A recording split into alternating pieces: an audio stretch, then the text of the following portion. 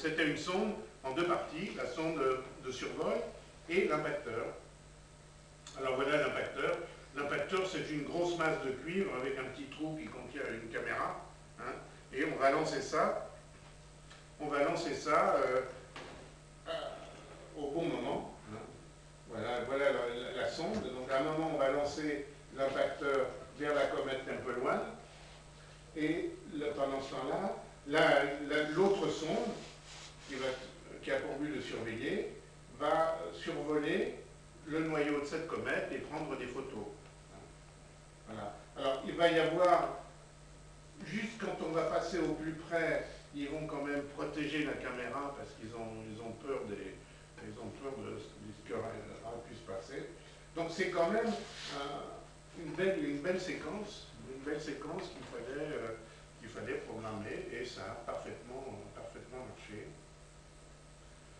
Alors voilà, le vaisseau mère filme la scène pendant 7 minutes. Il arrive à 700 km du noyau. Là, il sort un petit écran pour se protéger. Alors, si ça marche, oui, ça marche. Voilà une petite simulation de la mission.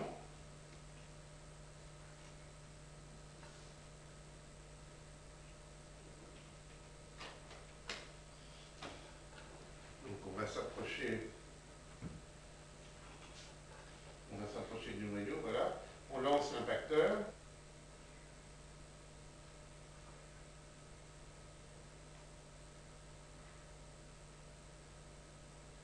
Alors évidemment, c'est une piqûre de mouche hein, pour la comète, mais on voulait quand même voir quel genre de cratère ça pouvait se produire et qu'est-ce qui pouvait se passer. C'est la première fois qu'on impacte un noyau de comète. Hein. Voilà. Et, voilà ce qu'on espérait voir. Hein.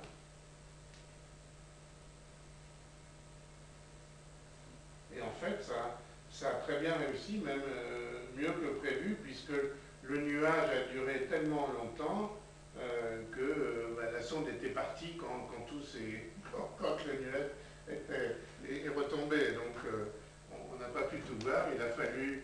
On a recréé une mission après, un an après, quelques années après, pour voir comment était le cratère d'impact. Alors, voilà donc juste je vous montre parce qu'il va y avoir une petite animation après, à quoi ressemble le noyau de comète. On va impacter entre ces deux cratères. Ben oui, parce qu'il y a des cratères aussi là-dessus. Ce sont des corps, même s'ils ne sont pas grands, ce sont des corps qui n'ont pas d'atmosphère, qui ne sont donc pas protégés, comme la Terre est protégée par notre atmosphère. Donc, au début du système solaire, la vie, ce n'était pas un long fleuve tranquille. Hein. Il y avait des impacts dans tous les sens, donc des impacts sur un corps où il n'y a pas d'atmosphère, ben, ça donne des cratères, comme la Lune. Hein. Donc il y a des cratères de toutes les tailles, même sur des petits corps. Voilà, on va impacter exactement. Évidemment, moi j'adore les Américains, ils ont fait ça un 4 juillet, le jour de la fête nationale. Bah oui. Mais c'est bien. Voilà la photo de l'impact. Et si j'ai de la chance, vous allez voir l'impact vu de l'impacteur. Là, vous êtes dans l'impacteur. Hein, et vous allez faire boum. Voilà. Tac. Voilà.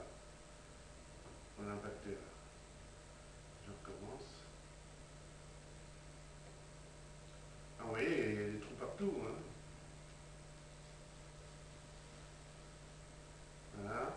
Et là, c'est vu du vaisseau de survol.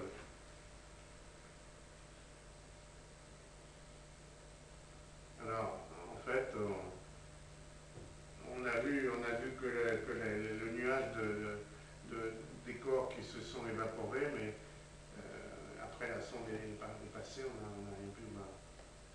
Alors, bon, on a déduit certaines choses. Ce qui est surtout, ce qui a été très intéressant, c'est qu'on s'est aperçu à ce moment-là que le matériau était relativement poreux. Hein, c'était donc un peu comme de la pierre ponce. Et on a calculé les quantités d'eau et de poussière éjectées. Je ne pense pas que ça vous intéresse beaucoup. Mais ce qui est intéressant, retenez que c'est, on a trouvé une densité de 0,5. Donc vous savez, l'eau, la glace, ça fait 1. Les roches, la roche, c'est 2, 2, 2,5. Donc 0,5, ça veut dire qu'il y a des trous. Ça veut dire que c'est de l'éponge. C'est une éponge de glace. En gros, la température de surface, on a trouvé que la surface de la glace d'eau mélangée avec de la poussière, bon, c'est un peu ce qu'on attendait. Mais on a détecté pour la première fois de la glace d'eau en surface. Ce sont les zones qui apparaissent en bleu sur la photo. Notre ami Nicolas Biver nous avait fait une superbe conférence à l'époque là-dessus. Alors je veux vous parler de la mission Rosetta, parce que c'est une mission qui va aboutir l'année prochaine. Et là, j'espère qu'on va faire quelque chose de super. En tout cas, je pense qu'on va faire une séance, au moins une séance à la Cité des Sciences.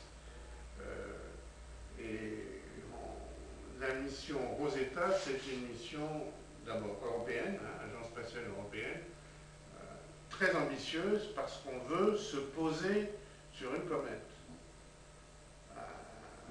Il y a un problème déjà, parce qu'une comète, si elle est trop près du Soleil, elle est active. On ne peut pas se poser avec tout ce qui sort, tout ce qui est éjecté de la comète. Il faut donc se poser sur la comète quand elle n'est pas active. Donc il faut se poser loin dans le système solaire. Loin, ça veut dire d'abord il faut y aller. Et puis il faut avoir l'énergie électrique nécessaire pour activer tous les équipements loin du Soleil. Donc il va falloir ou un générateur nucléaire, mais les Européens ils ne maîtrisent pas bien ça. Et puis je crois qu'à Kourou, on n'a pas le droit de lancer de trucs nucléaires, il me semble, il y a des choses comme ça. Donc il va falloir des super panneaux solaires. Alors, eh bien voilà, c'est la mission Rosetta, décollage en mars 2004. Et on devrait se mettre en rendez-vous en mai 2014, autour de la comète. Alors la comète, c'est un nom tout à fait imbuvable. Je dis toujours pour m'amuser, je n'arrive à bien la prononcer que quand je suis bourré. Mais là, j'arrive à la lire Churyumov-Gerasimenko. Moi, je rappelle toujours la comète au nom imprononçable. Elle est loin. Voilà. Alors, pour y aller, vous verrez, le DVD que je vous donnais, un CD, là, ils expliquent un peu toute l'assistance gravitationnelle. On n'a pas assez de puissance dans les fusées actuelles pour aller directement à la comète. Il faut oublier ça, même pour aller dans le fin fond du système solaire, Saturne, Uranus ou Jupiter, il faut faire ce qu'on appelle des manœuvres d'assistance gravitationnelle. Qu'est-ce que c'est l'assistance gravitationnelle? C'est passer près d'une grosse planète et lui piquer un peu de son énergie. Tchouk, comme un peu, ça fait, vous voyez, comme ça, pour lui piquer un peu de son énergie. Ouais, alors, en mathématiques, on dirait, on lui prend un peu de son moment cinétique, mais bon, ça... Pardon? Il donne de l'énergie. Oui, voilà. On va lui prendre un peu de son énergie. Alors, elle ne s'en apercevra pas, hein, Mars ou Jupiter, tout ça, c'est epsilon, mais ça va donner un petit coup de fouet et ça va la propulser un peu plus rapidement. Alors voilà à quoi ressemble Rosetta. Rosetta va être composée de la sonde Rosetta elle-même, qui, elle, va se mettre en orbite autour de la comète, et d'un petit atterrisseur qui s'appelle Philae. Philae, pour ceux qui ont étudié l'égyptologie, c'est ce qui a aidé Champollion à déchiffrer la colonne, enfin sa pierre de Rosette, c'était sur l'île de Philae, donc Rosetta, Philae, ça va très bien ensemble. Et c'est ce petit atterrisseur qui va qui va essayer de se poser sur la comète. Donc les nombreuses premières pour cette mission, en faire, mise en orbite autour d'une comète active, atterrissage sur le noyau et étude de ce noyau. Alors évidemment, c'est un petit corps, une comète, c'est-à-dire que la gravité est très faible. Et imaginez déjà la gravité sur la Lune c'est un corps énorme.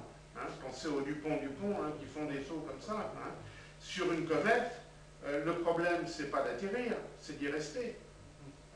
C'est-à-dire que si vous faites ça, hop, vous partez. Donc qu'est-ce qu'il va falloir faire? Il va falloir se poser, on va lancer une ancre, plusieurs ancres dans le sol avec des crochets pour bien s'accrocher, puis pour que ça ne reparte pas dans l'espace. Hein. Il va falloir aussi des panneaux solaires spéciaux à cause de l'énorme distance. On est à 5 unités astronomiques, 5 fois la distance de la Terre au Soleil. Hein. Donc on va mettre au point des panneaux un peu spéciaux. Bon, et au passage, on va visiter des astéroïdes, je vous en parlerai. Alors regardez la taille des panneaux solaires. Hein. Alors là, bravo à l'Europe, hein, c'est les plus grands panneaux solaires de toutes les missions spatiales au monde. Et alors, on va se poser. Alors, comme je dis, le problème, c'est pas d'atterrir, c'est de rester au sol. Hein.